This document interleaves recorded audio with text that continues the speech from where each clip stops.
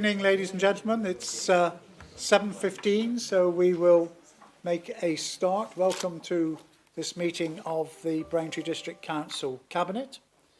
We have quite a hefty agenda tonight, so we will make a swift start. First of all, I will start with apologies for absence. Have we any apologies? Oh, Councillor Mary Cunningham, I think, is the one I have. That's the only apology, Mr. Right. Chairman. Okay, thank you. Item 2, declarations of interest. Has any member any disclosable pecuniary interest or other pecuniary or non-pecuniary interest to disclose? At this moment, no. If you think of something before an item, then please feel free to raise it then. Item 3, minutes of the previous meeting held on the 17th of March. They have been circulated. Are you agreed that they are a true record? Agreed, and I sign them. Thank you.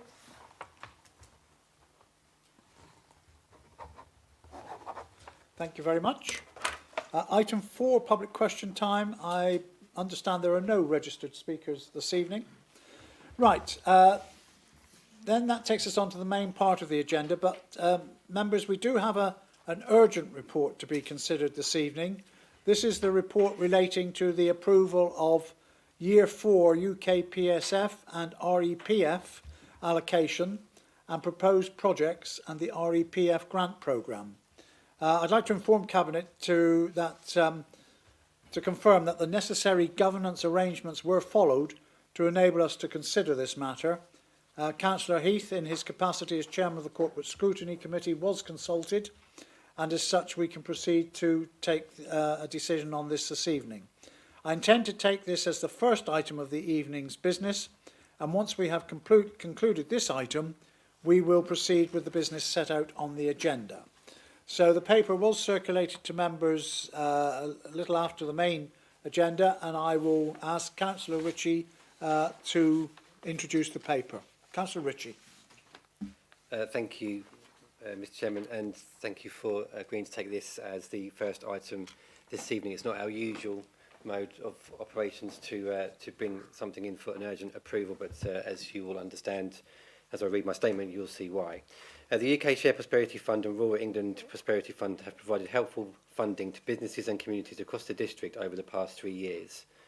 Having so far spent and distributed over £1 million through UK SPF, Braintree District Council has, amongst other things, supported countless community events through the great work of our Community Engagement Officer, helped the Cultural Education Partnership to improve young people's cultural experiences and opportunities, including skills development, supported families through sometimes difficult school holiday period with support, physical activities and meals, helped businesses to survive and grow by running business support programmes, working in partnership with local authorities across North Essex and through the North Essex Economic Board, delivered digital skills training, connecting school children with digital employers in the district and promoting skills development, delivered a Green Sector Engagement Day, helping businesses learn more about how to green their business and support the development of new business ideas in the area of climate change and net zero. The Rural England Prosperity Funds have distributed over £500,000 to community groups and businesses across the district, funding building and maintenance projects that have protected and enhanced community buildings and helped businesses grow. And these have included projects such as upgrading the toilets at the Pedmarsh Community Hub, new solar panels at the Sailing Millennium Hall, work at Borley Village Hall to improve the space available for use by the wider community, supporting the introduction of shower and toilet facilities at the Fens Fisheries to support business development, new toilet facilities at Castle Hedingham to support the customer experience, and development of the cafe at Baythorn Hall. These projects and many others are helping our communities meet and thrive and our businesses to survive and grow. I am really pleased, therefore, that the Government has agreed to fund UK SPF and REPF for a further year.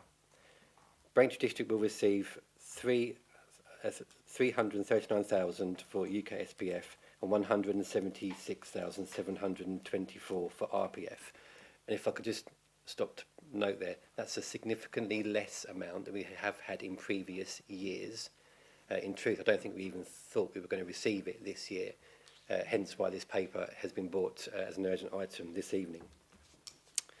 The government decided late in the last financial year to provide the funding again, and as with previous years has stipulated that all funding needs to be spent and distributed before the end of March 2026. I have therefore brought this report to you today as an urgent item so we can make the decision swiftly and we can fund projects quickly so that all the available funding is spent and distributed before the end of this financial year. Through this funding, we'll be able to continue delivery of some of the important projects we have been funding over the past 3 years through UK SPF, as well as new projects, including supporting the police with a new mobile AMPR equipment and a key safe scheme that will help older and more vulnerable people to feel more secure in their homes. We will also soon release the application process for REPF, through which we will be keen to support businesses and communities in rural areas, as we have done with the previous REPF scheme. The last point that I will make is the urgent nature of this paper means that if we can get this approved tonight, we can almost mirror the application scheme that we have done over the past few years in an attempt to go through the process of asking for bids, ensuring they're compliant, awarding the funds in the hope that the successful applicants can deliver before the March 2026 deadline. Happy to take questions. Thank you, Mr. Chairman. Thank you. 2.1 to 2.4. I'm sorry, yes, sir. So 2.1 to 2.4 in the urgent items paper that you received through the monitoring officer. Thank you. Very much.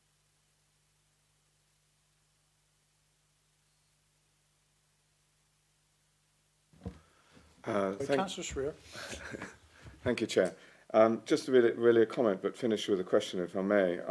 I welcome this report and the fact that it's actually urgently being brought into tonight, but I do agree with Councillor Thank-you about the necessity of longer-term government funding in order to be able to deliver sustainable solutions, especially to our rural sectors. And I particularly want to mention about the Royal England Prosperity Fund.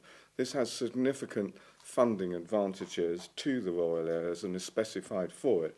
This has long-term potentials for skills and growth, but increases the sustainability of our businesses and communities across Braintree District and beyond.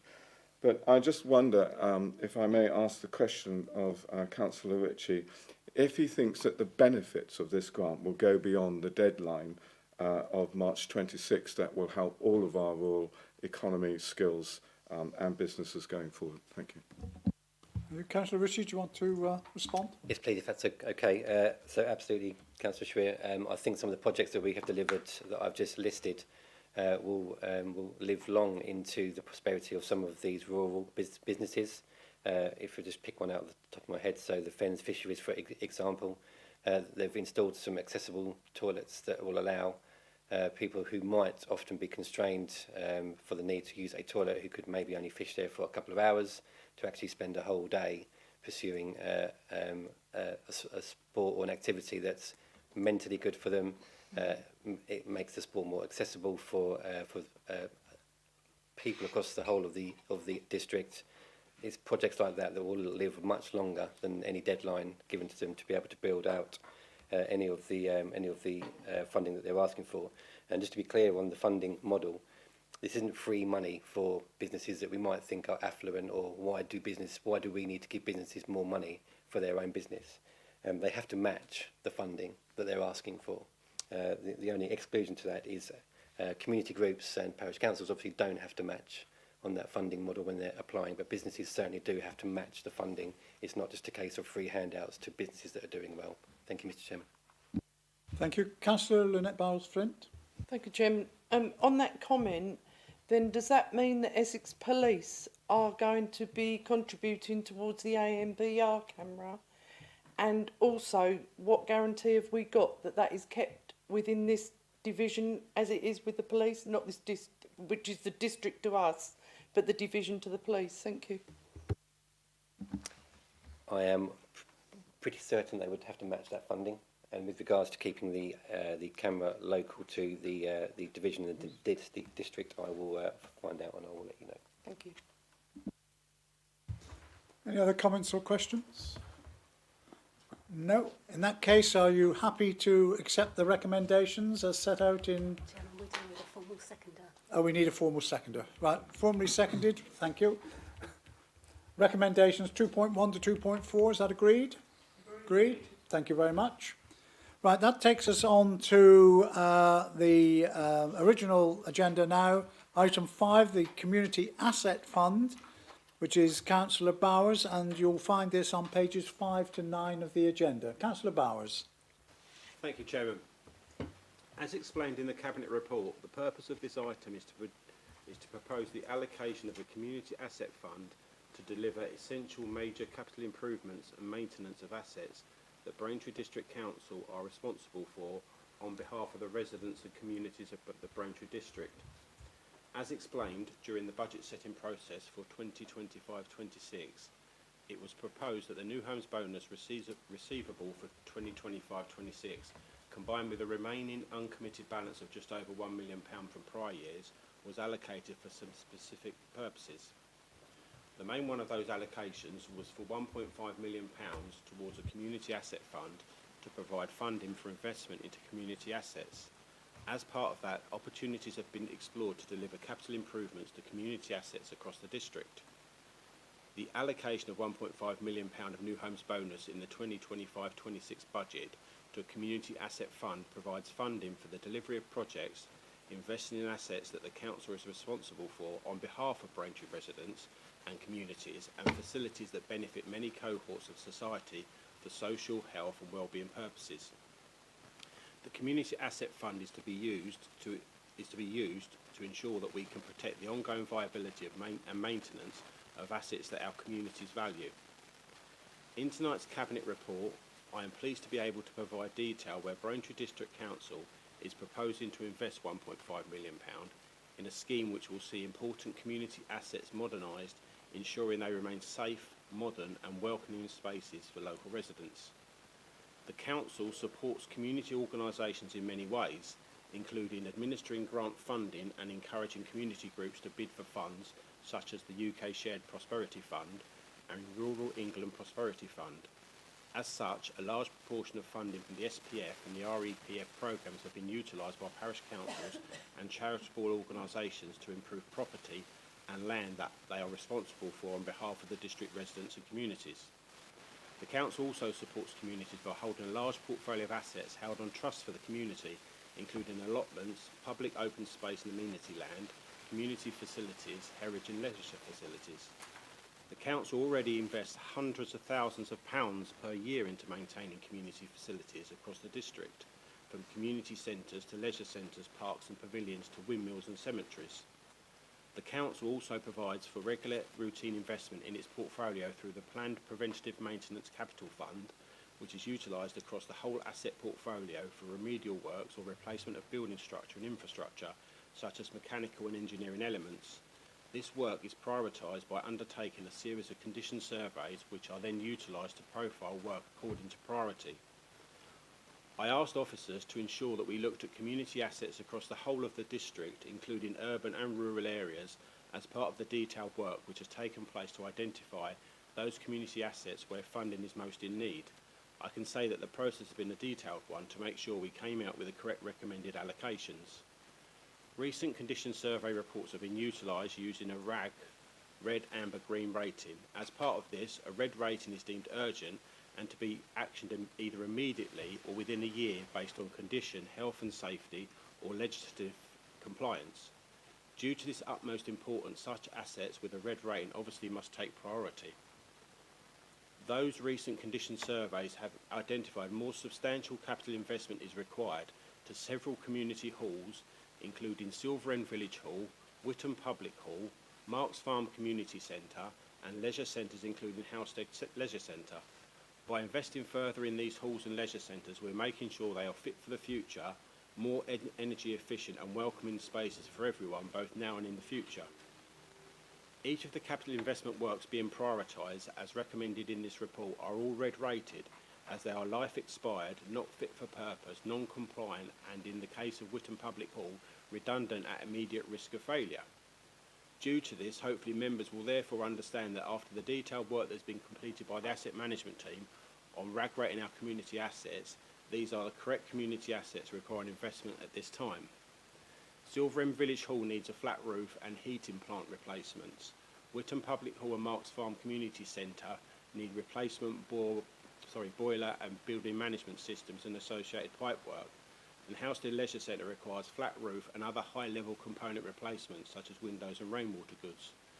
These assets are at the heart of our communities and are places where people come together to socialise, stay active and enjoy cultural and social activities. By investing in them, we're making sure they are fit for the future, more energy efficient and welcoming spaces for everyone, both now and in the future.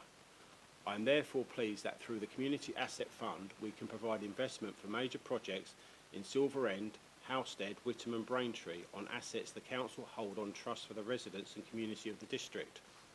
Should Cabinet agree to tonight's recommendations, detailed business cases will be developed on each proposed project to ensure risks are mitigated. Professionals will be appointed to assist the Council with further investigative surveys and specifications, and the projects will be progressed through the Essex Procurement Partnership to be tendered to comply with procurement laws and obtain best value for the contracts. I will therefore ask Cabinet to agree the recommendations as set out in section 2 on page 5 of tonight's agenda, and I'm happy to move those recommendations. Thank you, Chairman. Thank you, Councillor Bowers. Formally seconded. Thank you. Right, open to discussion, comment, questions. Any comments or questions, colleagues? Councillor Cunningham?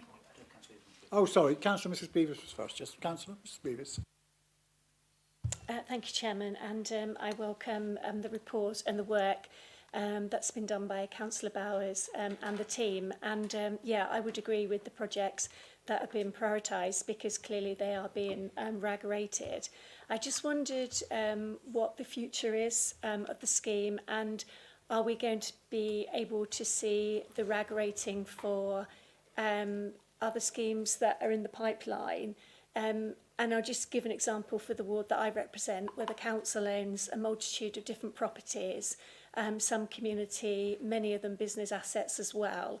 And I'd be really keen to understand what the rag rating is on those buildings. Actually, I'm not surprised with the ones that have been brought forward, but I just feel a bit more detail on a general rag rating for assets across the district would be really helpful. Thank you, Chairman. Councillor Bowers, do you want to deal with that now? Yes, thank you, Chairman, and thank you, Councillor Beavis, and I appreciate that your support in the projects that are being suggested tonight. I think as we've moved forward with, we've been doing a lot of work in the property function and the property and asset management function in the council. As we've moved forward now, we've got the asset management strategy and the plan and policy in place, and this the rating of these properties was the initial stages as part of this work before we do the detailed work. I take on board your comments and have a think about how we can communicate across the authority in regards this piece of work that's being done, so members can be kept updated as we move forward. Because as I've said on a number of occasions, as part of the work that we've been doing in the asset management team, is to make sure we're fit for the future, and then we potentially are look, and we've seen in this committee about potential when we sort of dispose of assets and certain things and that kind of thing. And asset management and property is something that touches across the majority of functions within this authority, and I'd like that to be as transparent as possible with members as well. So I'll definitely take that on board, have a look and see how we can communicate that out and let you know in due course. Thank you, Councillor Beavis. Okay, thank you. Councillor Cunningham, and then I think Councillor Heath. Thank you very much indeed. And continuing on from Councillor Beavis's comments, so absolutely welcome this this work and welcome the recommendations based on genuine need of work that needs to be required on our assets, and taking an overall district-wide approach. And I think that's extremely important. And Councillor Bowers alluded to the work that has been done on our assets over recent years in terms of the strategy and the action plan.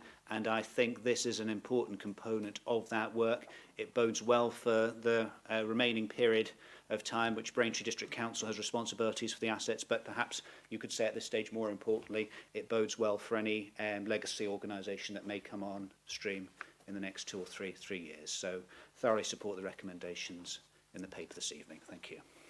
Thank you. Councillor Heath. Thank you, Mr. Chairman. Yeah, I would like to endorse that. The public hall in Whittam is, without a doubt, the lifeblood beat of the town centre. You go past there on an evening when they've got an event on, there are queues down the street. Nowhere else has that, not even the Weatherspoons. You go into the Newland Street car park when there's nothing on. The car park is empty in the evening. You go there when there's an event on, it's full. So that benefits us here. The businesses, the pubs and the restaurants in the town must feed off of it without any doubt, because there are literally hundreds of people in town. The trustees run that hall brilliantly. The different events they have on, from the amateur to the professional, cover all scopes, and it really brings people into the town. So I'm really pleased with it. If the other community halls that are listed here are doing anywhere near as well, then these are great assets for our district. Thank you. Thank you, Councillor Heath. Yes, Councillor Williams. Thank you very much, Mr. Chairman. Just to really echo what Councillor Heath said, and I wasn't going to say anything on this actually because I didn't want to take up too much time, but he's absolutely right in terms of what he says about the hall. I mean, it's in my ward. It really is the beating heart of the town. The people who run it are absolutely extraordinary, and Councillor Heath is completely right in what he says. There are many, many towns across, Essex and indeed across the country who would love to have a similar facility that is so successful and that is so well used and so well loved by residents living in the town. So we're incredibly lucky to have it. It's been a bit of a labour of love getting to this point in terms of getting the new heating system sorted, but I'm very, very grateful and pleased that Councillor Bowers and his team have worked so hard and have recognised the need and are now addressing that need. So that's very, very good news, and I very much welcome both this news and also the recommendations in the report. Thank you, Councillor Williams. Councillor Bowers, want to say anything in response to those comments? Yes, thank you, Chairman. Yeah, thank you for the comments and the support in regards to what's before us tonight. I'll echo, but also support Councillor Williams, because he was one of the councillors in the early stage of issues at the Whittam Public Hall that brought that forward in support of the tenant, and that has been ongoing for some time. That's probably why, out of all the four tonight, that's the one we know most about, because we've actually been doing some work, building up some work up until before the community asset fund come about. But yeah, no, I think support pleased for the comments in support. I'm pleased with the projects that we are bringing forward. I appreciate they are some real big ticket items, but following on from Councillor Heath's point, is the impact that can have and the amount of people that these assets sort of touch across the district, and they are the council's asset. They are the community's assets, and that's very much how this has been looked at in regards to where we can sort of spend this money, but also taking into consideration the process that needed to be followed, and when you've got properties that are rated from a red rating point of view, and work that is immediate and needs to be done from sort of health and safety point of views and that kind of thing, we need to act fast, and this fund has given us the opportunity to do that. So welcome to the comments, and I look forward as we take this forward with the projects as recommended in tonight's report. Thank you, Chairman. Thank you. If there are no other questions or comments, are you happy to accept the recommendations set out in para 2, 2.1 to 2.3? Is that agreed? Agreed. Thank you. Just pause at this point to welcome Councillor Pell, who joins us on screen, I think from deepest North Norfolk or somewhere like that. Dedication I am, and it's pouring it rain, and I keep losing the signal. So. Oh right. Well, we can see the top part of you quite well. By that I mean your hair, not the top part of you. He says, hastily getting himself out of a hole. But no, thank you for joining us tonight. And if you do wish to contribute, if I miss your yellow hand, don't hesitate to shout or whatever. Okay. And if you lose me, you'll know I've lost the signal. Yeah, fine. Or you've gone across the road to the pub. One or the other. Right. Okay. Thank you very much. Right, that will then take us on to item 6, the waste review, which colleagues will find on pages 10 to 172. This was a long read and a lot of information. And I'm going to hand over to Councillor Cunningham to introduce this item. Councillor Cunningham. Chairman, thank you very much. I move tonight Braintree District Council's response to future household waste and recycling collections for the District of Braintree following the Waste Service public consultation. This will lead to an enhanced service from curbside for residents and greatly improved recycling rates, and on implementation, a new future-proof local policy from Braintree District Council. I firstly acknowledge the phenomenal response and thank those residents who participated in the consultation. Nearly 8,000 responses on the preferred method of collection. Such a comprehensive response gives enormous legitimacy to the process and highlights concerns which we as a council have given great thought to and are able to respond to this evening. We have listened and we have acted upon those concerns. This consultation was not a fudge, not a predetermined outcome, not a consultation for the sake of having to do one. It has been an integral part of our decision-making process.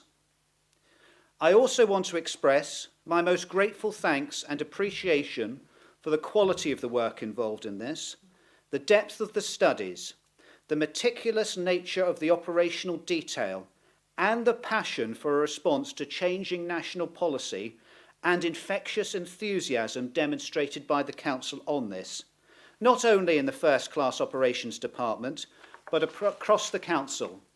And, Mr. Chairman, I'm delighted to see that so many of our officers, not just from operations, but from the authority, are sitting with us in the public gallery in Braintree tonight. But particularly on this occasion, Chairman, if I may, I would like to give special thanks for all those elements that I mentioned to our service head, Charlotte Payne, for her service leadership on this. We are agreeing a way forward tonight in direct response to changing government legislation. Because of the Environment Act 2021, the new legislative requirements introduced as a suite of policy changes, collectively known as the collection and packaging reforms, have changed the landscape of waste management from the point at which packaging measures are produced through to waste collection, disposal and reprocessing. These changes mean that the Council must review its collection approach to remain compliant with the new requirements. Simpler recycling is one of the key policies under the CPR and sets the requirement for the materials which must be collected from businesses and domestic households. Business waste changes commenced in March 2025, and in March 2026, domestic changes commence, requiring all properties, including flats, to receive curbside collections of materials, and these must be separated from the general waste and include food waste on a weekly basis, metal, glass, plastic, including food and drink cartons, paper and card, and garden waste. Another key factor in our decision is recycling rated. 65% target of all waste for recycling by 2035 is going to be pie in the sky unless we play our part in incentivising major changes in behaviour. Our own recycling targets have been reduced and we haven't been meeting them.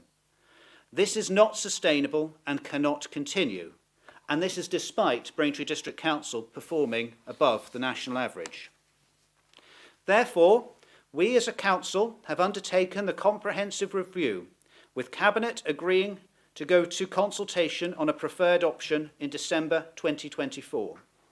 The option was one of 9 considered, appraised on their ability to increase recycling and achieve the best quality of recycled materials for onward processing, switching behaviour when it comes to waste disposal, enhancing the service offer, minimising food waste going into the grey bin, strengthening waste minimisation in its totality and reducing landfill and the need for incineration.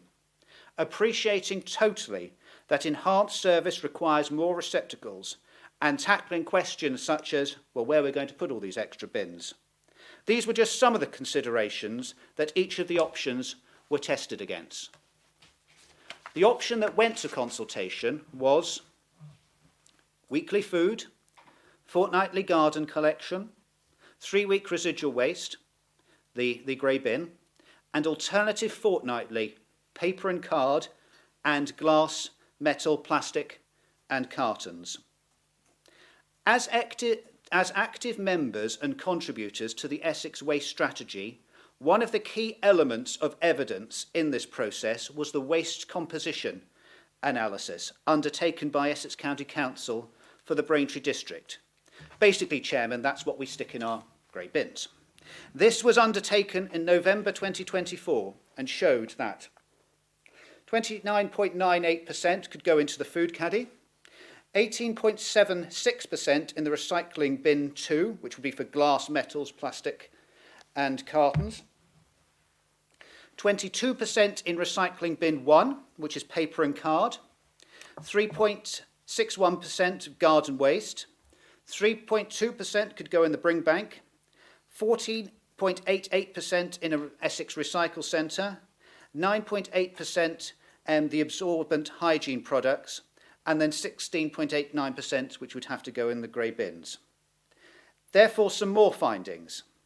38% of waste in the green bin could be recycled at curbside. 18% of waste could be taken to the bring banks or recycling centres. 27% of the waste should remain in grey bins. Recycling rates could easily be 68% if all the waste was recycled. It's currently 49%. The recycling rate could be 74% if all waste was recycled using the new preferred collection methodology. Bluntly, Mr. Chairman, too much that goes into the grey bin could go elsewhere. Now, this is all fine in theory and practice, but the big questions and the ones we as members have thoroughly sweated over in recent months are the grey bin being collected 3 weeks as opposed to 2, and more receptacles. Where are they going to go? This means a big change to residents' routine, and we appreciate that. And the BDC collection service has always been easy to understand and straightforward. Old or young, from Sturmer to Nounsley and from Surrocks to Bardfield Sailing, we know in 2025 fellow residents have a lot on their plate and changes to their day-to-day routine can come with unwelcome hassle. That is why, Chairman, if Cabinet and Minded agree this evening, we will embark on one of the most comprehensive, wide-ranging communication strategies and approaches that this authority has ever undertaken. All media platforms, including the traditional, will be used. We will delay service commencement until the 1st of June 2026 to ensure a calendar of collections isn't confused unnecessarily by close running bank holiday weekends through the spring. This change must be as easy as possible for our residents, our customers, and we need to say why this is happening, but how it is happening too. The grey bin every 3 weeks. Yes, a big change. In the consultation, residents were naturally worried about hygiene products. We have listened and will be offering an enhanced absorbent hygiene product service. Those requiring the service can request bags, and these will be collected more often than the current grey bin is at the moment, and never more than 2 weeks apart. A phenomenally detailed study into the properties of our district to overcome some of the logistical issues of having more receptacles is still continuing and has highlighted the properties that require a non-standard service, therefore less bins, and that will be rolled out. All of this is documented in the emerging policy.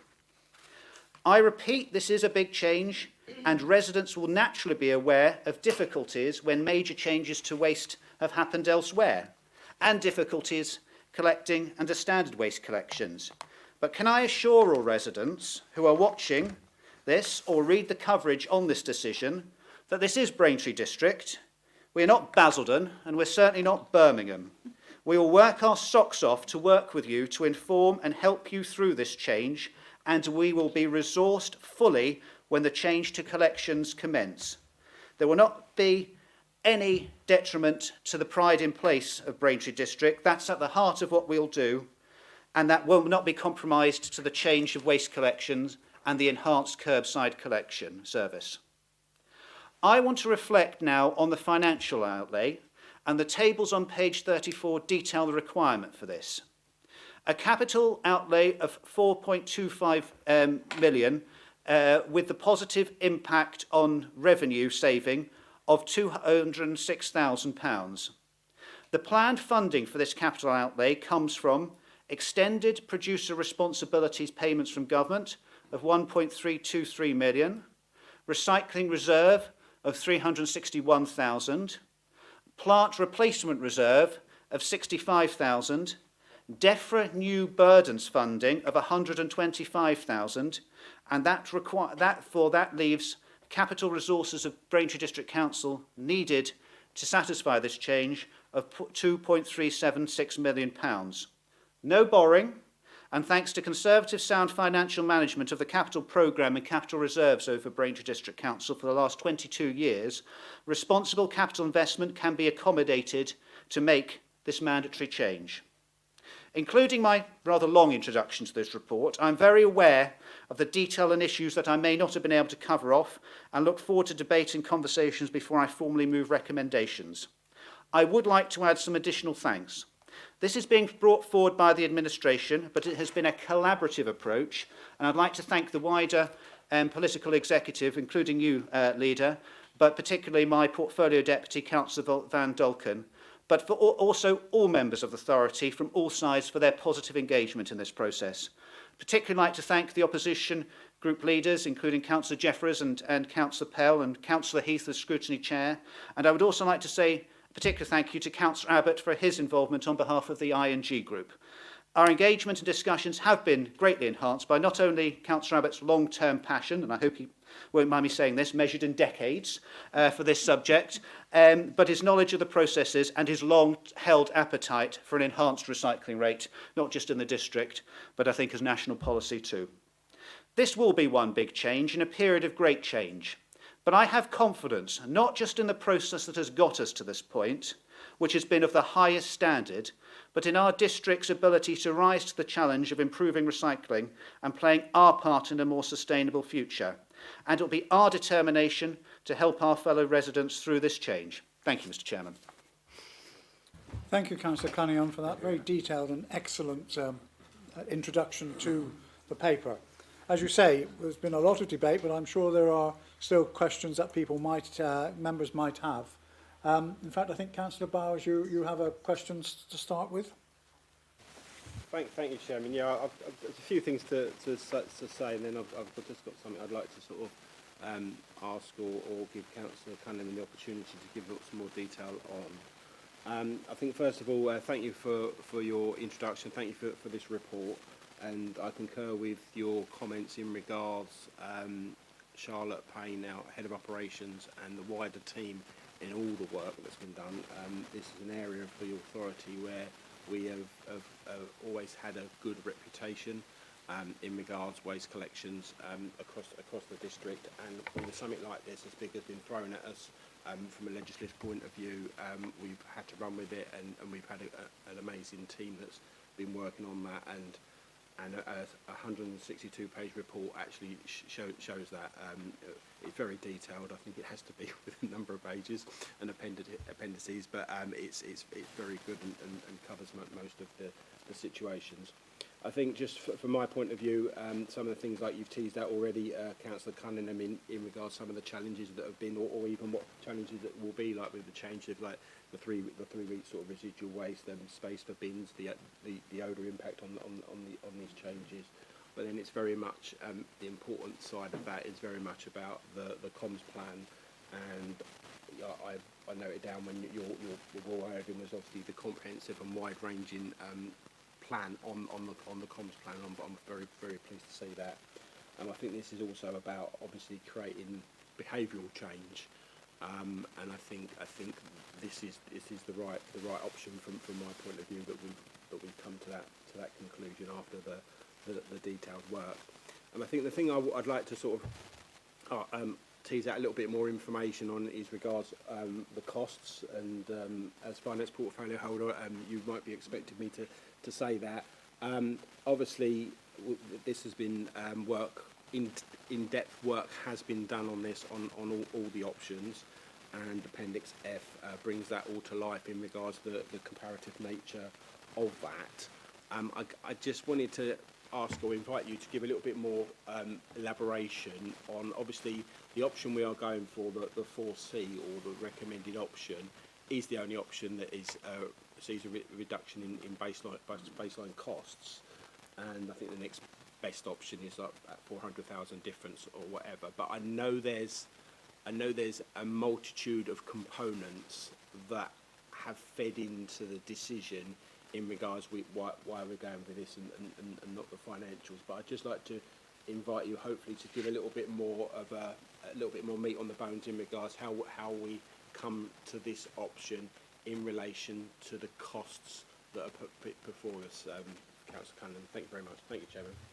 I think, Councillor Cunningham, as we've got a lot of questions, I think it'd be useful if you answered each one as it was raised. Yes, if you're happy. Yeah. Let me do that. Okay. I will try and be as succinct as possible.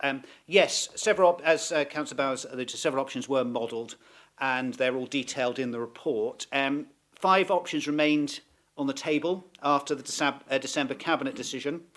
The recommendation is the only option that provided a reduction in cost from the baseline. The second cheapest option was almost £400,000 more expensive in comparison. The most expensive option, a commingled option, that would have meant only one extra wheeled bin, was more than £1 million more expensive than the recommendation of option. So, as Councillor Bowers quite rightly said, each of the criteria had to be given weighting in the process. User friendliness, the desire to be compliant with national policy, that real opportunity to have a sea change in terms of how we approach recycling and really tackle that issue head on, and obviously cost.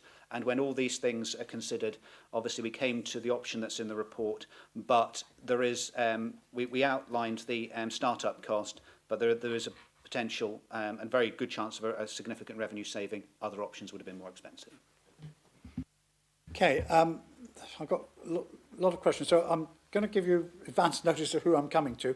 So I'll come to Councillor Van Dolken, Councillor Edwards, who has had his hand up before you, Councillor Van Dolken, Councillor Jeffries, Councillor Dervish, and then I have got 1, 2, 3, 4, I've got 4 or 5 others on as well, which I'll do. If we take those first. Councillor Edwards. Thank you very much, Chair. I have a question, but I'd just like to say a few words before I get to the question. I'd like to join with Councillor Cunningham in thanking the Waste Services team, Charlotte Payne and her office team, for the extraordinary job they've done in putting together the evidence base for this policy. Councillor Cunningham alluded to, I think, the fact that we'd been sweating in the political executive team over this decision for many weeks, and there was a lot of robust debate, certainly in the meetings that I was in. And it's thanks to Charlotte and her team that we had such an extraordinary amount of evidence to pull from to come to a policy that was informed by the evidence, not the other way around. So I received a lot of feedback from residents on this policy, particularly in my ward of Bocking South, but wider in the sort of from an urban point of view as to where all these extra bins would go. I know Councillor Cunningham referred to that. I just wondered if Councillor Cunningham might be able to shed some more light on what steps we as a council would be taking to ensure that those with limited space can accommodate these extra bins, and whether or not there's been a review undertaken of any properties across the district to understand how many households might need additional support with these extra bins. Thank you. Chairman, thank you, and thank you to Councillor Edwards for that. Yes, quite a considerable amount of work has already been done on this. A member of staff was recruited to undertake direct assessments of the properties. Assessments are done using the criteria set out in the policy. 44,000 properties have been visited and assessed as of the 16th of May. Quite an incredible coverage of the district so far, and it continues. 18,450 terraced properties, 84% standard, have all been completed. 12,000 semi-detached properties, 98% standard, all completed. 7,300 flats, 21% standard, all completed. Most are in blocks of flats with communal waste facilities, and detached properties are still being reviewed. The predicted non-standard properties in the Braintree district requiring the non-standard service and that particular opt-in is currently at 13%. Initial desktop assessments had it down at 24%, so that is a positive reduction in terms of the number of residents who would be requiring the non-standard service. And it's intended that assessment of all BDC properties will be done by the end of May. And these assessments will directly inform the bin procurement volume. And of course, that is also a feature of the report and the recommendations. So a phenomenal piece of work, and I'd like to warmly congratulate our staff team who have been working on that, because that has been very, extremely invaluable. But the work does continue, and with a project of such considerable change and a district, and I mean this in the nicest possible way, that is diverse in terms of communities and has, shall we say, some traditional elements to it in terms of certain properties, and should we say some rather the more outliers than perhaps in some more built-up urban areas. You're never always going to be able to identify every outlying in one go, so that's why it's a continual piece of work. And that's why I think the team, I'm looking at Charlotte and Cherie behind me, I think they'd welcome any additional local knowledge which helps continue to inform that work, because despite the depth of it, there's always an outlying property or a certain issue that you may miss, and as I say, local intelligence helps inform. We can get to them and offer them the non-standard service. Thank you. Thank you. Councillor Van Dolkum. Thank you, Chairman. And I too, well, as Deputy Cabinet Member to Councillor Cunningham and very much involved in this, would like to again thank the team for all the work they've done. Tremendous project. My ward has, like many or most, I suppose, a number of properties which are inaccessible and for various reasons. Some of them are up 50 steps, actually. That's probably fairly unique. But these are the sort of problems that we've come across. And I'd just like to ask Councillor Cunningham if these properties that don't even have bins at the moment, how are they going to handle the, if you perhaps explain how they're going to handle the extra 2 lots of recycling? That's right. Keep the button on there, it's just fine. Yes, indeed. Well, as I say, the assessments are ongoing. Those who do not have room for all the bins set out in the preferred methodology for collection will be classed as non-standard, and we'll look for look at the different households to ensure they can have bins or boxes or similar receptacles. And where a recycling bin isn't an option, 4 times 55 litre stackable boxes with lids to keep contents dry will be provided instead of a bin. For refuge, 52 black sacks will be provided. So we're starting to work up the operational approach to deal with such properties, and there will be an acceptable and workable alternative. Thank you. Councillor Jeffries. Thank you, and of course I would also like to thank the team, and they've done an amazing job, and I've met some of you at events in the community as well, so I know you've worked exceptionally hard, and I think because of that we've got such a good proposal. And one of the reasons I don't actually have any questions is because we've been given so much opportunity and chance to get involved in the whole process, that our members' meetings and at other events we've had the opportunity to ask all those questions, for which I thank you all for. I know it's an ongoing process. I know not everybody's going to embrace it. However, there are a number of people that have said for many years things like, why don't we recycle glass? Why don't we collect glass from the doorstep?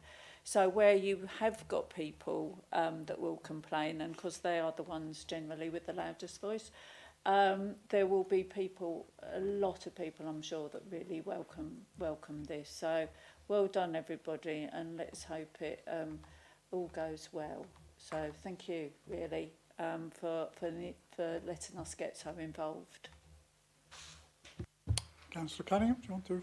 Just to acknowledge again, thank you very much indeed, and I think that has been hugely important. I think 3 full member engagement opportunities in this process, and obviously additional with the group leaders and the scrutiny chair. So I'm grateful for that, and also acknowledge not only the work that's gone behind the scenes, but through the consultation. The fact it wasn't just an online thing with limited signposting. Councillor Jeffers is quite right. We went out to the communities to promote this was happening and actively encourage their engagement. And again, once again, repeating thanks for those involved in that. And as I say, thank Councillor Jeffers for her and her group's continued support on this. Thank you. Councillor Dervish. Thank you, Mr. Chairman. Just for clarification, and I know you touched on this during your delivery of the report, but please could you clarify some other materials that cause concern for hygiene and odours as sanitary products such as nappies and incontinence pads, for example? If residual waste moves to 3 weekly, how will this be managed?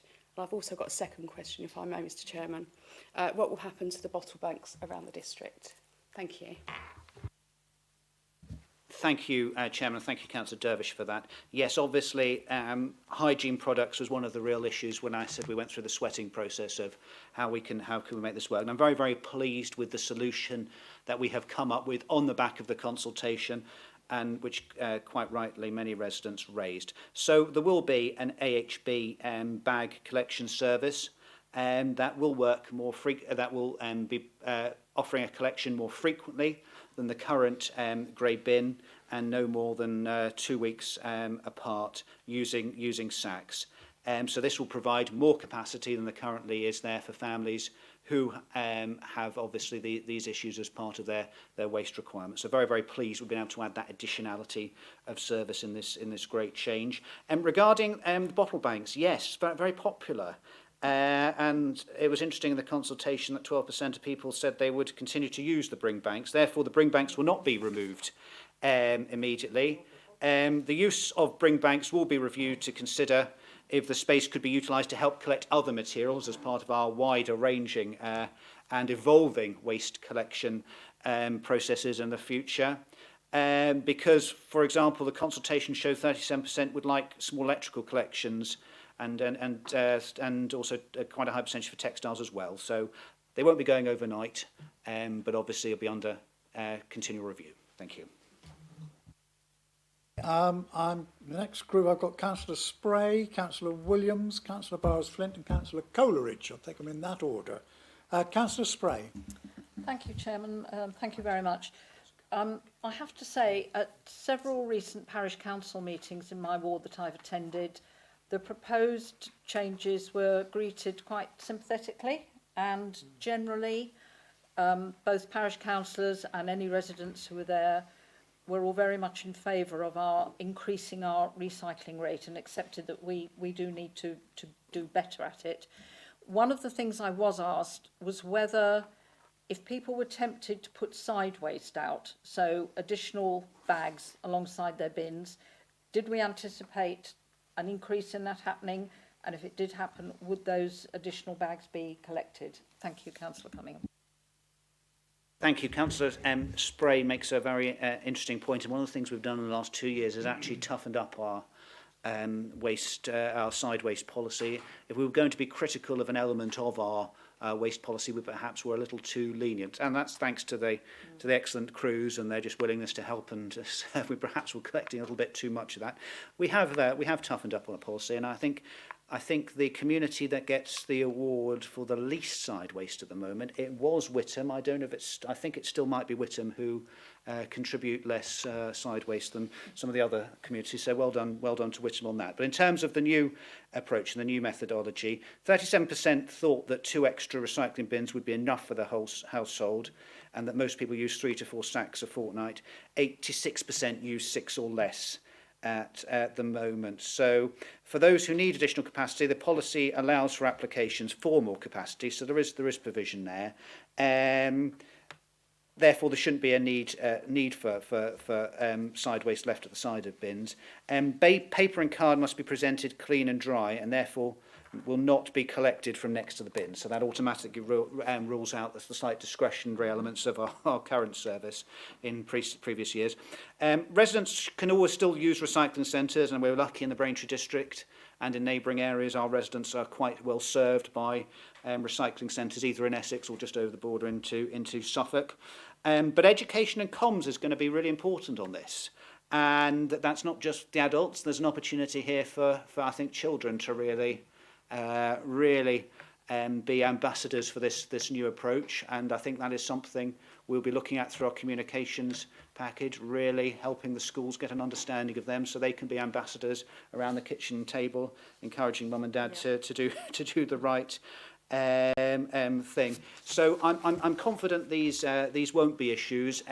With any change of policy, there will be a transition period, and we may not reach the sunny uplands in the first few weeks, maybe in the first couple of months, but things will gradually improve. But we've got confidence in the provision to minimise side waste at the side of bins.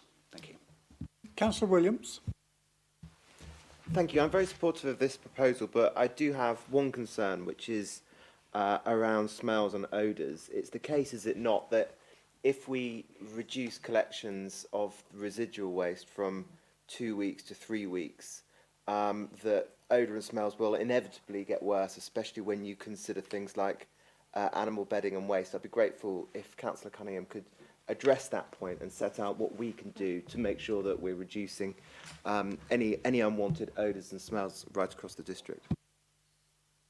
Thank you, Chairman. I thank Councillor Williams for his question. He's absolutely right. This is, again, one of the real issues, 3 to 2, 3 weeks to 2 weeks. 2 to 3 weeks, sorry, is a big change. One of the issues we've had with the current waste collection is chronic underuse of the food caddy.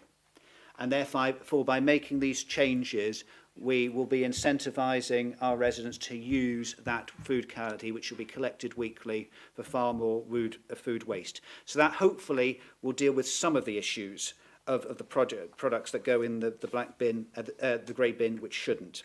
But I'm conscious that families have pets, and animal waste is something that needs to be dealt with. Animal waste should continue to go in the grey bins, but there are opportunities to help neutralise the odours of animal waste. I'm reliably informed, I don't have a pet that needs a litter tray, or any pet at the moment, but use of bicarbonate of soda and other deodorisers or essential oils can help remove the smell. And also there are simple practical things that residents can do to help minimise the risk of unpleasant odours, keeping bins clean, something we can all do, and also keeping bins out of sun where possible. Obviously, we don't want to lecture our residents or in any way tell them how they should manage the waste in their own house before it gets to the bins, but any additional support we can give, or any educational pieces, any information that helps with things like that, good advice, good tips, will obviously be fully incorporated into that comprehensive communications package which we're putting together. Thank you. Thank you. Councillor Bowers-Flint. Thank you, Chairman. First of all, can I also thank and congratulate Charlotte and her team, each and every one of them, and I can actually say this without being rude, that they have been excellent coming to talk to us about rubbish. Yeah. It's not very often we can say that, but we can say that this time. There's a small group of people that I've just got concerns about, and that is that we are talking about having coloured lids, and there are people who are colourblind. So are we doing anything to assist those people who are colourblind?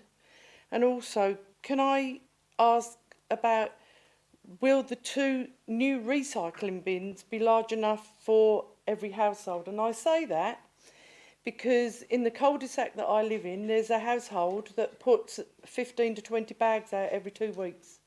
And I know that they would not fit in 2 bins. And they're a family of 4. So it's just, some people recycle more than others. What they're recycling, I don't know. But some do, and I'm just concerned that the bins will be big enough. Thank you. Can I thank Councillor Bowes for those two questions? First of all, regarding those who may have some form of visual impairment, absolutely important that this is, and this policy is as inclusive as possible, and where the colour bin tops are an issue, we'll produce a sticker that'll be helped to differentiate between between the bins and the boxes if so needed. And in response to a second question, the two new bins that will be used for recycle will be larger than the current grey bin, 240 litres each one. So much greater capacity in the bin for the required recycled material. Thank you. Thank you. Councillor Coleridge. Thank you, Chair.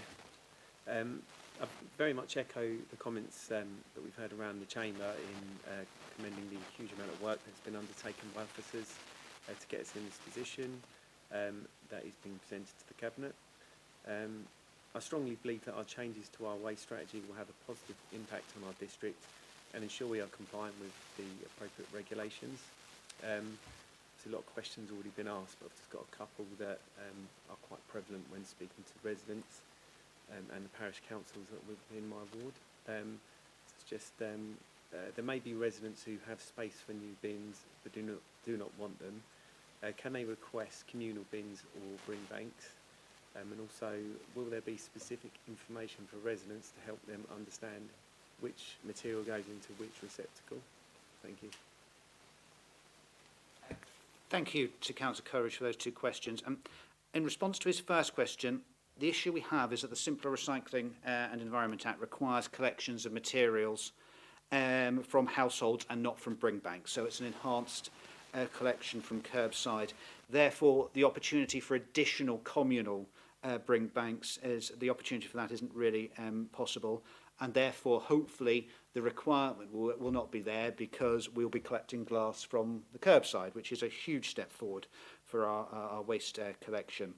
Assessments for space needed for the bins have been undertaken, and residents will be informed if they have been classified as standard or non-standard later in the year. So again, dealing with some of those issues of space, as we've alluded to. And again, at the moment, we're estimating a figure of 13% being eligible for non-standard. Could go up a little bit, could go down a little bit, but as a whole population, not a huge percentage. Specific information for residents, yes, absolutely, as touched upon earlier. Communication, not just the mechanics of when to expect it, but why we're doing it and how we can help with some of these great changes will be very, very important. And communicating the differences of what goes where will be clearly shared with residents, councils and partners using traditional communication methods, but also a very sort of active, simple, easy to understand digital package as well. And that will start to ramp up in the months as we lead up to the first collection day of the new service, which will be the 1st of June next year. Thank you. I've got Councillor Swear, Councillor Ritchie, and I think Councillor Edwards has another question. Yeah, okay, thank you. Thank you, Chair. I also would like to add my thanks to the amount of energy and work that has gone into the current proposals before us tonight. I know that it's been a journey, and that journey has been quite extensive, and as has already been mentioned by Councillor Jeffries about the amount of information that we've all been kept informed, which I think has been of great help not only to us but also our residents and communities in getting that knowledge out there. I just wondered, I think sadly occasionally when I'm out walking across parts of Headingham district and surrounding rural villages, I occasionally come across some fly tipping, and I just wondered whether there were any additional concerns that these proposals would lead to an increase in fly tipping, although I do note that with the mention tonight about messages and the comms and all of this going forward is the idea to help our residents recycle more. Does he actually think that actually with this and the messaging and the importance and the sustainability that this will actually lead to a reduction in fly tipping across our district? Thank you. Chairman, thank you. Thank you to Councillor Schwer for his question. Yes, I can understand why a change of of this magnitude, there would be concerns on fly tipping. We did have similar concerns when we implemented the new all-year garden waste subscription service 2 summers ago, and those concerns have proven to be unfounded. The simple essence, I think, of collecting more from the curbside should reduce the need for waste disposal, and our work suggests that there isn't any evidence to suggest that fly tipping levels will increase. We'll obviously monitor fly tipping numbers, and if there are some incidents, we will deal with that as we deal with fly tipping of any sort of irresponsible behaviours. And I just wanted to clarify a point. Colleagues will quite rightly remember that we put additional money through our Pride of Place funding in this year's budget for additional fly tipping. That was to enable us to be more responsive to irresponsible behaviours of others. It wasn't a contingency preempting a change in waste policy leading to more fly tipping. Keeping the place looking tidy, pride in the Braintree district, as I repeat, is key to a lot of what we do, and therefore everything that will be done to ensure that this new waste service doesn't impact detrimentally on fly tipping. We will be doing that, and we are confident that that will not be an issue. Thank you. Councillor Ritchie. Thank you, Mr. Chairman. Again, echo what everyone said about the great work that we've put in as a council officer team. Highly commended. Just about the level of engagement has been absolutely spot on and surpassed, I think, anything that I've been a member of this council of in the 12 years that I've been here. I don't think we've had a level this high in the time that I've been here. I wondered if Councillor Cunningham could answer a question that's not picked up in the report, so apologies if you can't answer this evening. But if we do decide to change as a council to a new waste collection method, many members might be aware of the upcoming LGR and devolution, which is being proposed across Essex and in fact and indeed this district. If we were to make a decision to change our waste collection approach, could that be reversed by any changes to local government reform or devolution? The only reason why I ask is obviously up and down the country there are a few councils that have regressed into going back to weekly collections of grey bins, and locally I think Basildon is one of those councils as well, which would seem almost criminal to go back to that. But is there a risk that we could be spending our money at the risk of any future council reverting back to a different collection method? Thank you, Mr. Chairman. Can I thank Councillor Ritchie for his question, and he'll appreciate I can answer this as best as I can in March 2025, unaware fully of where we will be in, May 2025 even. This year's going very quickly. Where we will be in May 2028. But there are things that we do know, and one of the things that we do know is that we had to make a policy change to be compliant with national government policy. We know the direction of travel is for increased recycling, and we know that many neighbouring authorities, some of which we may find ourselves working closer together, not just in the 2 years, but find ourselves inextricably linked beyond 2028, are actively reviewing their policies.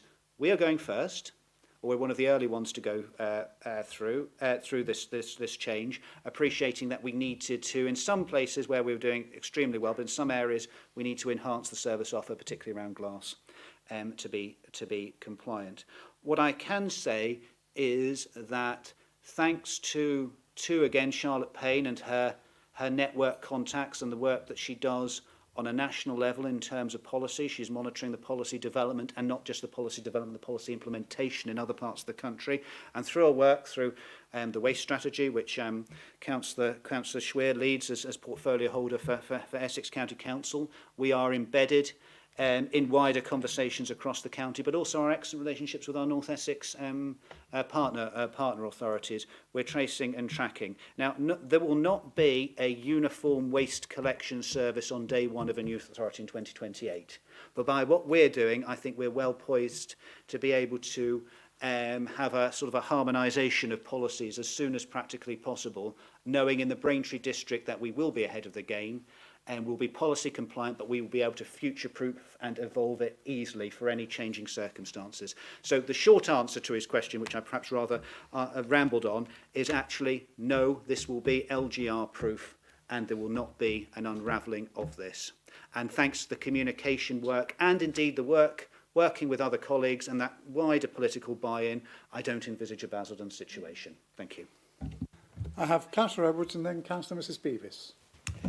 Thank you, Chairman. I know that Councillor Cunningham and actually Councillor Bowers alluded to the wide-reaching comms plan that's been planned as part of this policy review.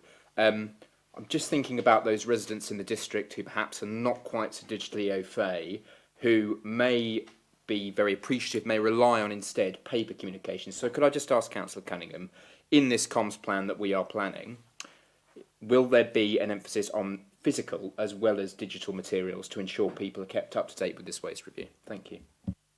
Absolutely, 100% yes, and I'm delighted to echo once again that the calendars will return. The calendars that have been open to, shall we say, some political decisions in terms of budget decisions as part of the investment in the comprehensive communications packages, the calendars will return. Right, Councillor Mrs Beavis. Thank you, Chairman, and that actually stole my thunder, actually, just to confirm that the calendars will return. And, I just think that we've all got really busy lives, actually, and I know in my small community of only about 7 properties, on our little message around, it's every week pretty much, who's putting out what bin and what bin is it this week. And if that's our community, it must be going on all around the district. So I think that's really important. I just wanted to, again, thank the team for everything that they've done. And I know in the Headinghams, even on the coldest and rainiest days, we had 2 consultation events, one in Sybil and one in Castle Headingham. And we really did appreciate that. I, as many others are, as a longer-standing member, expected there to be a lot more actually coming back on a day-to-day basis in my email boxes. It certainly happened last time around, but I haven't really felt that. And I'm always waiting, actually, for that to start, and I hope it doesn't, but I'm sure when we get to the rollout, that will go on. But I really just wanted to thank our residents, actually, for the part that they have and they will be playing. And myself and Councillor Taylor found ourselves up on one of our estates in the village in Sybil Headingham a few weeks ago now, a private estate of all detached houses. And they've got quite a large physical building where everybody stores their bins. And when we had a look inside, at the moment, they're all just black bins, all lined up like soldiers. And it really did make you think about the work that our communities are going to have to do to work out what the storage arrangements are going to look like, because clearly all of the bins aren't going to go in there. And at the end of the day, that will be down to not us, but that community to decide how they're going to manage it. So I really want to take my hat off, actually, to our communities and thank them for all they're doing. And going forward, I think that's a really important message, actually. Thank you, Chairman. Thank you. Really, can I just, my point just follows on a bit from what Councillor Mrs Beavis has said, and that's, there has been a good response. But as was said earlier in the meeting, sometimes the response comes from those who shout loudest and you don't hear others. How confident are you, Councillor Cunningham, that the consultation has been meaningful and representative of the views of residents? I think we can be very, very confident. And it's not just, as I say, those who've gone online and filled in the direct survey. The fact that we have been proactively going out and communicating this. Members have indeed played a vitally important role right across the district, but 19 face-to-face events throughout the district. Staff directly engaging with 830 members of the public, 991 leaflets and cards handed out.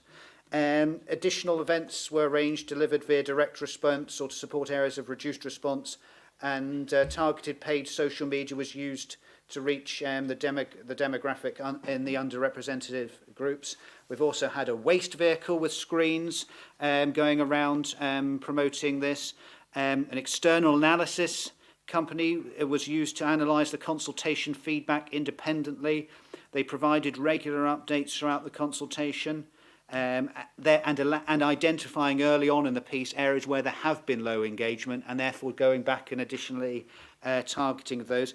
And the responses are fairly representative of the district ward by ward and across age categories and all other demographics. So that huge amount of work, as we have said, has informed the decision, but I'm struggling to think of what else we could have done at this stage, and I think that for us taking this decision, that's a good position to be in. I think we've explored every avenue, but on decision going through this evening, it's only the start, and as of, if not this evening, tomorrow, members will be given updated FAQ sheets with some of those key points that we've discussed this evening, in order to continue having that conversation with the communities, and that's going to be extremely important. And in thanking members for the stage one, we thank them in advance and ask for their continued help through the next stages as we mobilise before implementation in June. Thank you. Are there any other questions from any colleagues? No. I think we've had a very, very good debate, and I hope people who have been watching, or people who may want to watch the replay of this, will find, I think, nearly every issue seems to have been covered very well by questions from all sides of the chamber. As Councillor Cunningham says, this is, I suppose, the pre-match. We now work on how we now move forward to kick-off time in 2026. But I also would like to, I'm proud that the way in which this organisation, both its officers and members across the chamber, have worked on this big issue and not been afraid to tackle it and to be one of the leading authorities, or the leading authority in Essex in moving forward. And I am sure that there will be some other authorities who we may well have emboldened them to take some of this action themselves. So without more ado, there are, it's been moved and seconded to the recommendations on pages 10 and 11. Excuse me, Chairman, we didn't have a formal seconder. I was just testing you to see whether you would. Yes, I formally seconded it in my own head. Okay. Thank you,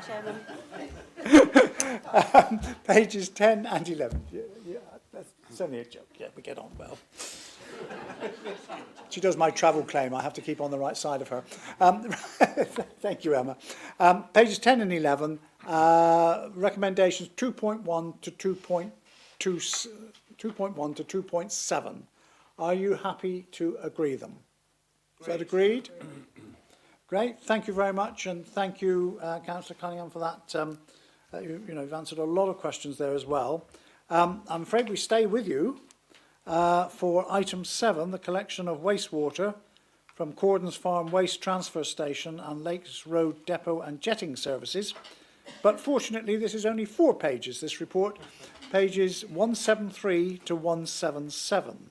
Councillor Cunningham. Thank you, Mr Chairman. Business as usual, the work continues.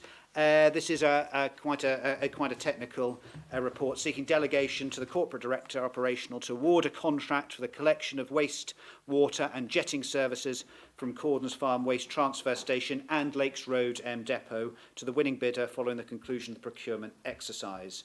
And therefore, Chairman, I'm happy to remove the recommendation as set on page 173 to approve the delegated authority to the Corporate Director Operational to award a contract for 3 years with the option to extend for 1 year plus 1 year to the winning bidder for a maximum total contract value of £360,000 at the conclusion of a successful procurement. I so move, Chairman. Thank you. Would anybody care to second it? Thank you. Councillor Ritchie. Open for comment or questions?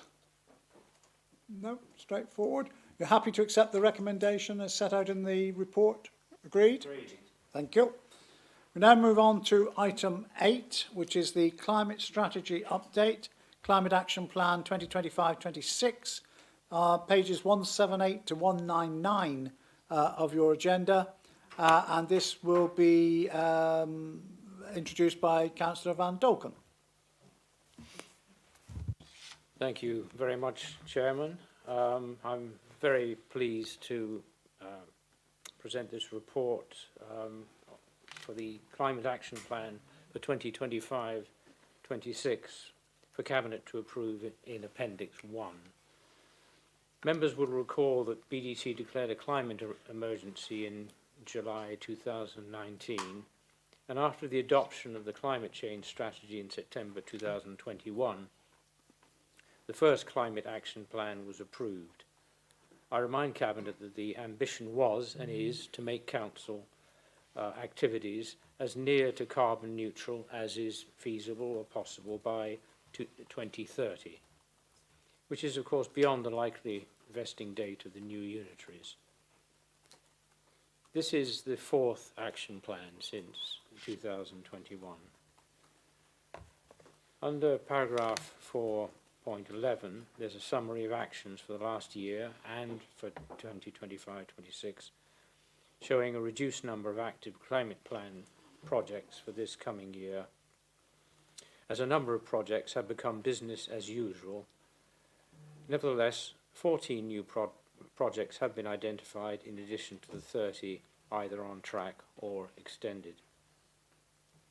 Where finances are concerned, it will be recalled that an original amount of £500,000 was made available back in 2021, with an additional £300,000 added in recent years. So we've actually invested or put aside £800,000 over the last 4 or 5 years.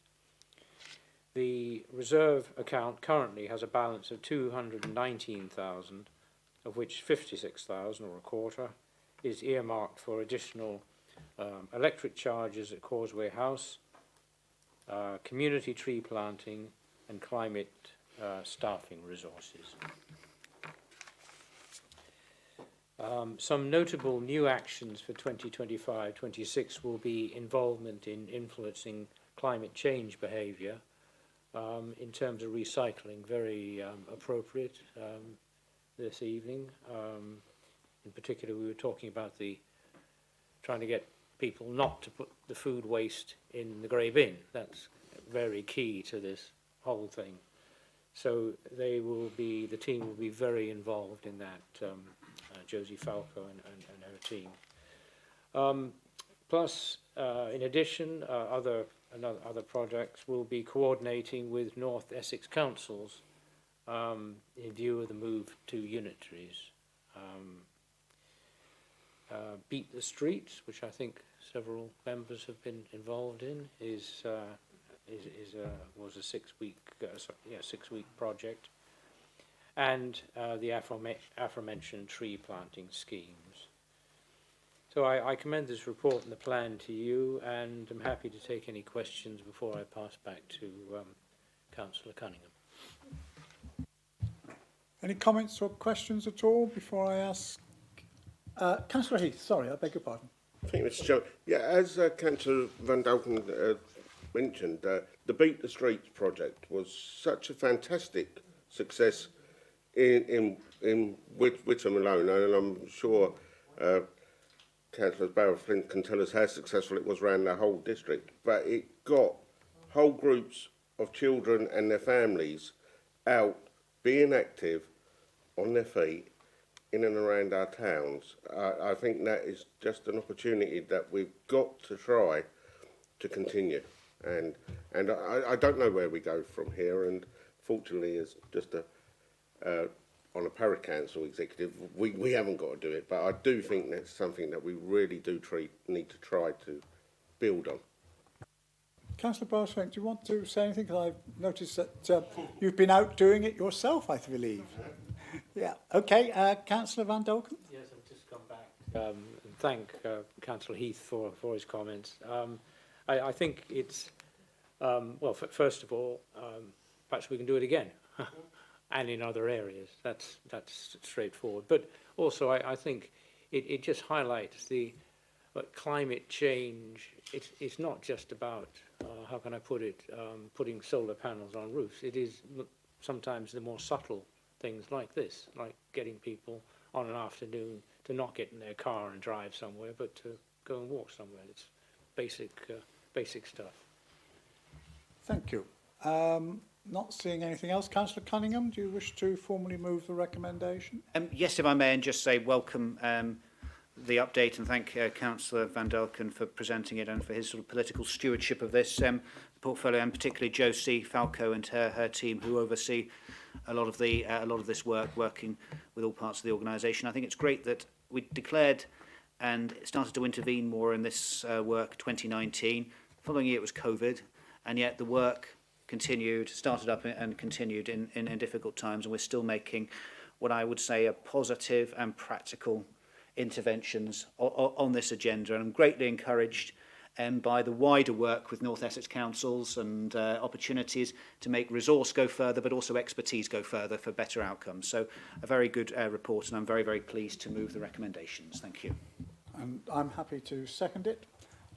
Are you in agreement with the recommendation to approve the Climate Action Plan 25-26 as set out in Appendix 1? Agreed. Thank you. That then takes us to item 9, the Hackney Carriage Fare Increase 2025-26, which appears on pages 200 to 208 of your agenda, and Councillor Dervish will introduce this paper. Thank you, Councillor Dervish. Thank you, Mr Chairman. The report outlines a request from Braintree District Hackney Carriage Association to amend the current table of Hackney carriage fares. The proposed increase averaged 5.6% across rates 1, 2 and 3 and is attributed to the ongoing rise in operational costs for the service. The key proposed changes are a 10p increase in the minimum starting fare from £3.90 to £4, an increase in rate 1 per mile charge from £2 to £2.13, an increase in the waiting time charge from £24 per hour to £26.66 per hour. The recommendations to Cabinet are to agree this request, with the new fares to come into effect on the 1st of July 2025. It also recommends commencing the statutory public consultation as required by Section 65 of the Local Government Miscellaneous Provisions Act 1976, and delegating authority to the Cabinet Member for Licensing in consultation with the Corporate Director for Operational and Chairman of the Licensing Committee to consider any representations and finalise the increase. Thank you, Mr Chairman. Happy to take questions.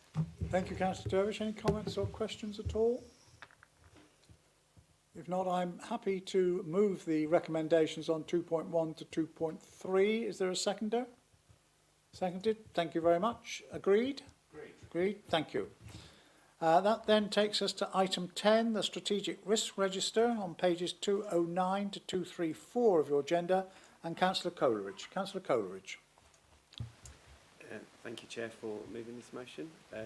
I'm pleased to introduce this report as the Deputy Cabinet Member with oversight of this area of the authority's work. The Strategic Risk Register is a vital tool in safeguarding the delivery of our corporate strategy. It identifies and monitors potential risks that could impact our strategic objectives.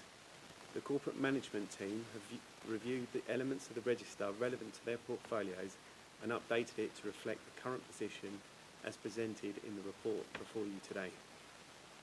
Typically, the Strategic Risk Register is reviewed annually.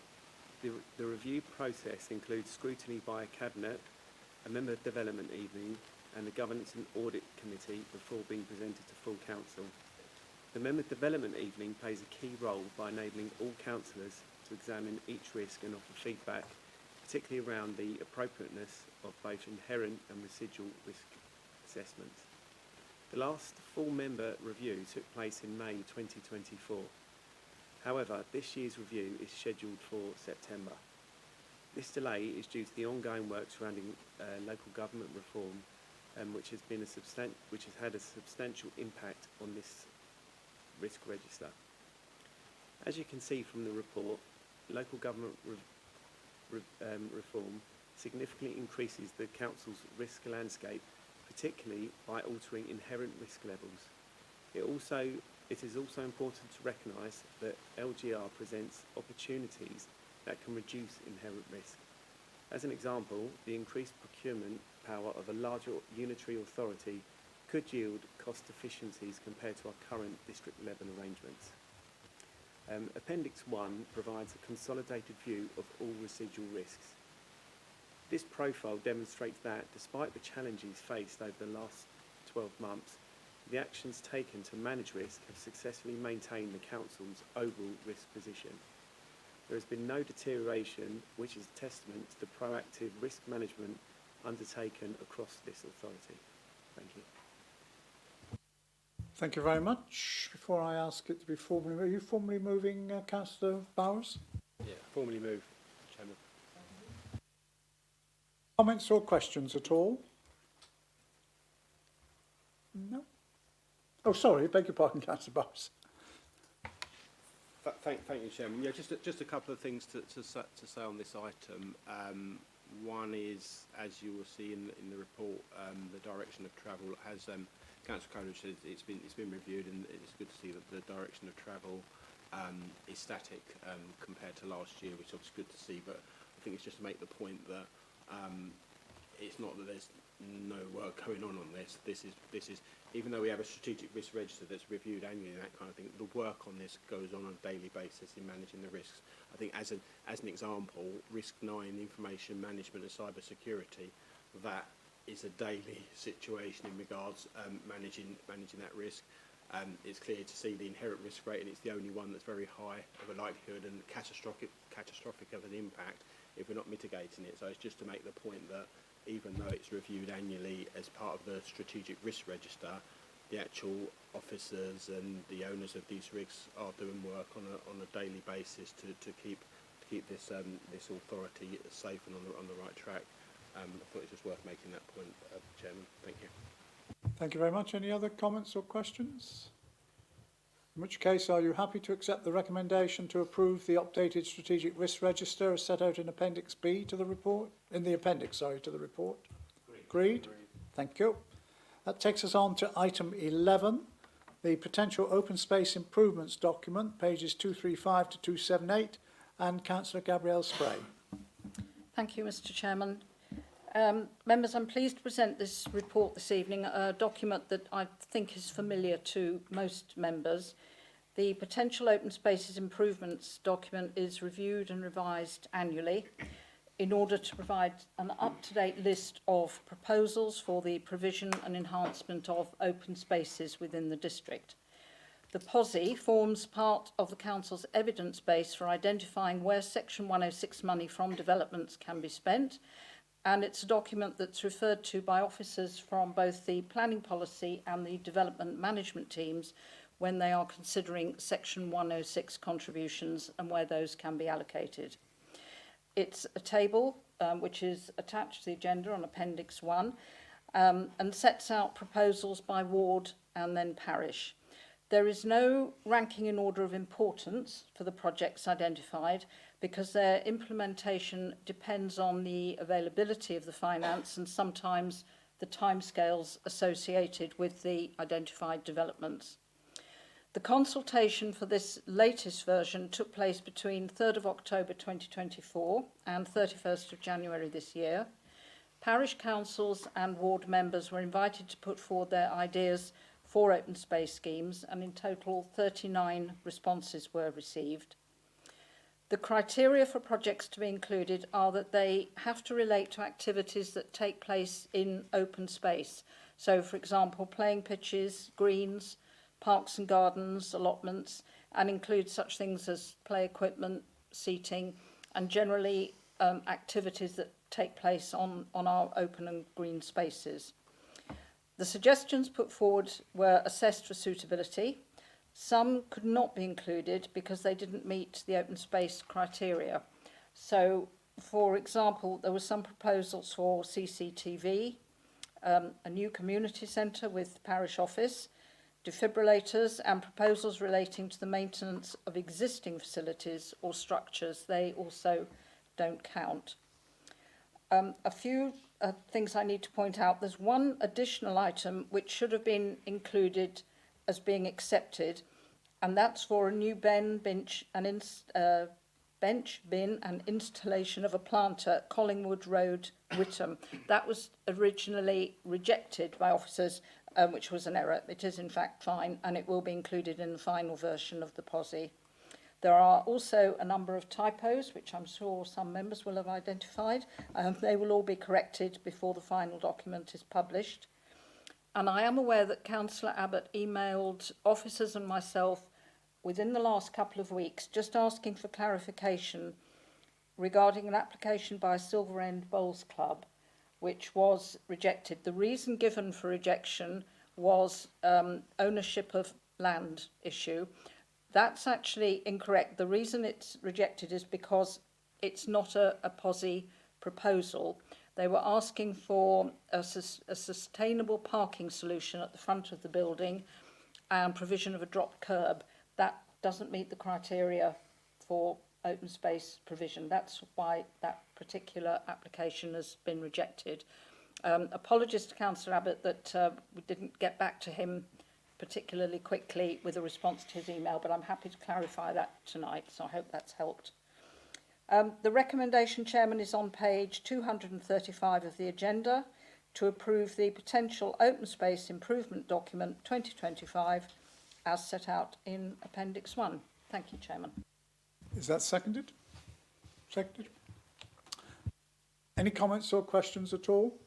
Councillor Mrs Beavis and then Councillor Mrs Jeffries.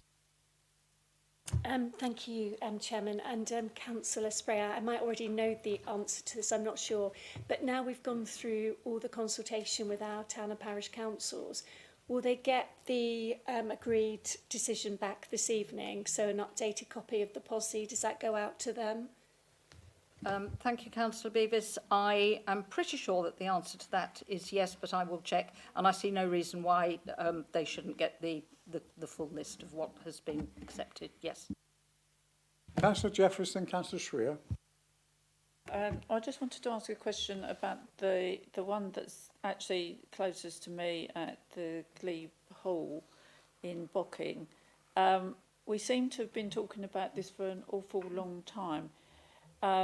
And I think I, again, probably do know the answer, but is there a time restriction of when that money or the project has to be developed? I think there was a problem that we went and had a site visit and had a look at what needed to be done, and then there was some problem getting somebody to actually do the work, and so it has been put back. I understand that, but I didn't want to lose the opportunity to have that work done. Thank you. Thank you, Councillor Jeffries. There is always an end date for spending Section 106 money. Thus far, this authority has never had to hand back any Section 106 money to a developer because we've missed the date. And that's certainly a record we're very proud of and intend to keep to. I will check on that one for you, but generally speaking, when it gets fairly close to the end date, our Section 106 officers are pretty hot on this and then dedicated to making sure that we get the money spent. So I will. Can I just check? Is that the Glebe? Is that the Glebe Hall open space one? Yeah. All right. We'll check for you and we'll make sure that we're on track with that. Glebe Hall and Glebe Wood 605886. Yes, I can see it. Yep, I've got it. Thank you. Yep, thank you. Councillor Shreer. Thank you, Mr Chairman. Yeah, open spaces, I think, is a really important document that needs to be refreshed every year. And, of course, it really adds a pride of place, providing social benefits and value to our communities. And, of course, it's also important that it helps to offset and mitigate development. I just wondered if the question I'd like to ask is, does the member think that the parish councils in their consultation actually respond and give enough detail to update and ensure that the maximum is done each year for the Section 106, considering the amount of development that's going on across the district? Thank you. Thank you, Councillor Shreer. Some parish councils are always really good at coming back with suggestions for what they would like to see going into this document. I think others we don't hear from quite so much. Maybe there's something we need to do about that. It could just be that they don't perhaps appreciate what information it needs to come forward on how best to express that and exactly what the criteria are. I personally do always, when I can, encourage ward members to say, you know, when we're going out for consultation, when you go to your parish and town council meetings, please do mention this. But yeah, maybe we need to do a little bit more to encourage them to come forward. Thank you. No other comments or questions? You're happy then to accept the recommendation? Agreed. Fine, we turn to item 12, the Healthy Housing Strategy and Homelessness and Rough Sleeping Strategy Update. Councillor Lynette Bowers-Flint. Thank you, Chairman. Save the best till last. The report that is presented tonight to members is to provide you with a summary of what has been achieved throughout the last year and through the delivery of the organisation's 2 housing strategies. The AIM Healthy Housing Strategy 2023 to 2028 is to promote homes that enhance residents' health and well-being. We delivered a further 295 new affordable houses in the district in 2024-2025. That is no mean feat, and it's an excellent figure. This helps us meet the housing needs for our residents in the district. As the strategy is currently entering the 3rd year of delivery, I want to highlight that this strategy drove the delivery of the private rented scheme, which I presented to Jet in February, and the empty homes scheme, both which have been extended for a further 2 years. The Homelessness and Rough Sleeping Strategy 2024 to 2029 is a statutory document and is in place to prevent homelessness at an early stage, and where this is not possible, support households and those in housing need to secure suitable, affordable housing. In the 1st year of this strategy, we have been able to map the needs of those presenting homeless, offer a pilot project for an early intervention service, and review our temporary accommodation. This year, the strategy and our partnerships will drive the delivery of a new rough sleeping partnership and deliver the winter pressure funding, which has been allocated by central government, as well as implement a delivery plan for the future of our temporary accommodation. I'm pleased to share the evaluations of both strategy with you all tonight. The evaluation highlights some of the primary challenges related to housing and homelessness and outline the next steps we plan to take to address these issues. I so move recommendations 2.1 and 2.2, Chairman. Thank you. Thank you very much. Is that formally seconded? Agreed. Any comments or questions at all? Councillor Mrs Beavis. Thank you, Chairman. And just a very quick question to Councillor Bowers-Flint. It's just the question of voids. And I mean, I find that in the Headingham ward, they do seem to move quite quickly, particularly bungalows, which quite surprises me. But I still do see some voids sort of sitting there, and I kind of wonder why. And I know we have a lot around bereavement and things take time.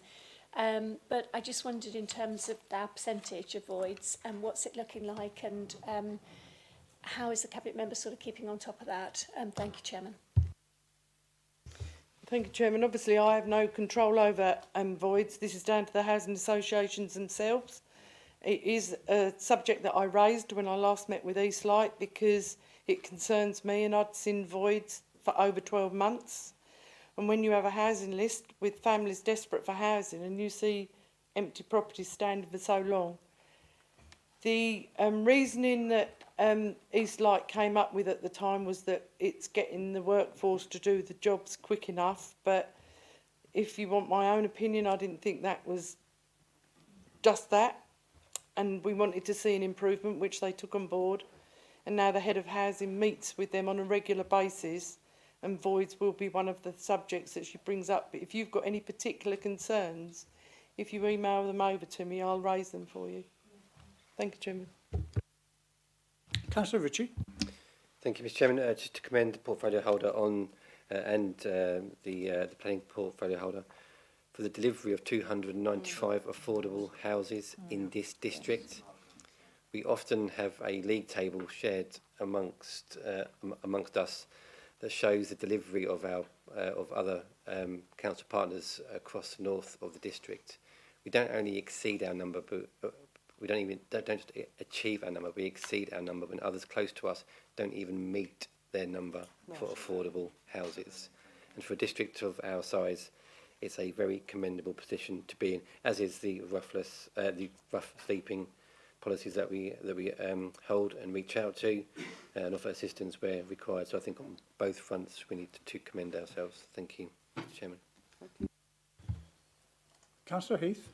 Thank you, Mr. Chairman. Yeah, I would like to add my thanks to Councillors Bowers, Flint and her team for the work they do in what is, without a doubt, one of the most difficult areas that we must ever be in, because a roof over your head is what everybody strives for and deserves. Councillor Beavers has asked part of my question, but what I would like to say and thank everybody for working on and continuing to work on is the partnership with the private rental scheme, because there are so many houses that are available that aren't used, and to be able to work with people to give the owners a guaranteed income, but more importantly the residents a guaranteed home, is one that everybody must be congratulated and encouraged to build on. Thank you. To say anything else? I just want to add mine. I mean, it's not the most glamorous area, but actually, you know, this district can take huge satisfaction to Councillor Bowers Flint and the whole team for the fact, as Councillor Ritchie has said, we've again lead the way on this. And in fact, I think if I remember right, at the County Council last week there was mention made of the performance of Braintree District Council, and that's, yes, that needs good officers, but it also needs commitment from the portfolio holder as well. And you know, we can bask, if you like, in the glory of that. Basking is the wrong word, because the challenge is always going to be there, but we are doing our very, very best on this. And I know that Councillor Bowers Flint will continue, well, not to let us forget it in terms of an issue. Right, if there are no other comments on that, are you happy to accept the recommendation which was moved and was seconded? It was, Chairman. And was seconded. We're happy to accept the recommendation? Agreed. Okay, thank you very much. That brings us, I think, to the end of this evening's agenda, much longer than we normally meet, but we've had you know, a lot of, right, we spent quite a lot of time, obviously, on the waste review, which I think is important. I think every member around the table had a question or spoke on that, so thank you for that. And some really big issues there. So I will declare the meeting closed at 9:02, and thank you for everybody's participation. And thank you, Mrs. Pell. You may now resume your leave. Thank you very much indeed.